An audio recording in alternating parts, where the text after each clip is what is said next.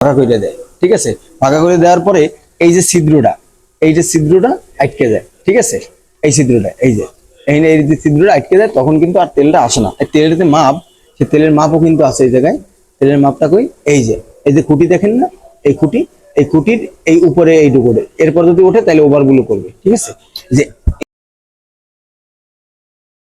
আসসালামু আলাইকুম ভাই, কেমন আছেন? আলহামদুলিল্লাহ ভালো আছেন আশা করি। আমি মোহাম্মদ তুহিন খান, বাইক সিলিং বিডি চ্যানেল থেকে আজকে আপনাদের মাঝে আবারও নতুন রিভিউ নিয়ে চলে আসলাম। আজকে আমি যেটা দেখাবো ড্রিম 110 লিভো বাইক, তারপরে আপনার লিভো 100।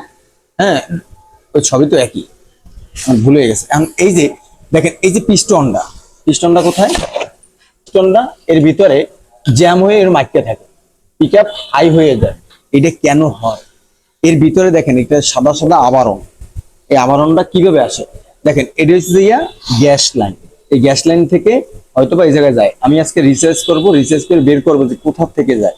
কিন্তু তার আগে আমি বলতে চাই, যদি আপনারা এই যে এইটা বন্ধ করে দিবেন, বন্ধ করে দেওয়ার পর দেখবেন হয় কিনা। যদি না হয় সেক্ষেত্রে অন্য পদ্ধতি যে ভিডিওটা সেটা আমি দেব। আর এই গ্যাস লাইন থেকে হওয়ার সম্ভাবনা বেশি, ঠিক আছে, যে এরকম পিস্টনটা আটকে যায়। আমরা কিন্তু এটা পরিষ্কার করতেছি, এটাও কিন্তু কাজ করতেছি।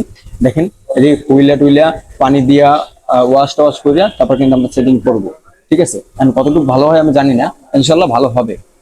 যদি ভালো না হয় তাহলে তো আমি ভাইয়ের নাম্বারই দিয়ে দিচ্ছি। যদি না হয় সেক্ষেত্রে উনি আমার লগে দেখা করলে আমি ইনশাল্লাহ এটা একদম পুরো 100% ওকে করে দেবো ইনশাল্লাহ। যখন আমি ওকে করব তখন আমি এর ভিডিওটা দেবো। এই ভিডিওটা পেতে চাইলে আপনারা অবশ্যই সাবস্ক্রাইব করবেন, আরো 10 জনকে শেয়ার করবেন, তাহলেই আমি এই ভিডিওগুলো দেবো। আর যদি না চান সমাধান, তাহলে আমি দেবো না, ঠিক আছে। তাহলে এই যে দেখেন, এই যে এই ফ্লুট পিন, সেদিন আমি দেখলাম যে এই ফ্লুট পিনে একজন এই দিছে, কি কয়, সুপার ব্লু দিছে। ভাই, এটার ভিতরে ছোট একটা মাছের চোখের মতন একটা থাকে, পিন থাকে। এটা যদি আটকে যায়, এই যে এইটা আটকে যায়, তাহলে কিন্তু এটা পুশ করবে না। যখন এটা যখন তেলে ঠেলা দেয়, তখন এই ভিতরে এটা যাইয়া এই যে এইটারে মানে বড় ফাঁকা করে দেয়, ঠিক আছে। ফাঁকা করে দেওয়ার পরে এই যে ছিদ্রটা আটকে যায়, ঠিক আছে। এই ছিদ্রটা এই যে ছিদ্রটা আটকে যায়, তখন কিন্তু আর তেলটা আসে না। তেলের যে মাপ, সে তেলের মাপও কিন্তু আছে এই জায়গায়। তেলের মাপটা কই, এই যে খুঁটি দেখেন না, এই খুঁটির এই উপরে এইটুকু, এরপর যদি ওঠে তাহলে ওভারগুলো করবে, ঠিক আছে।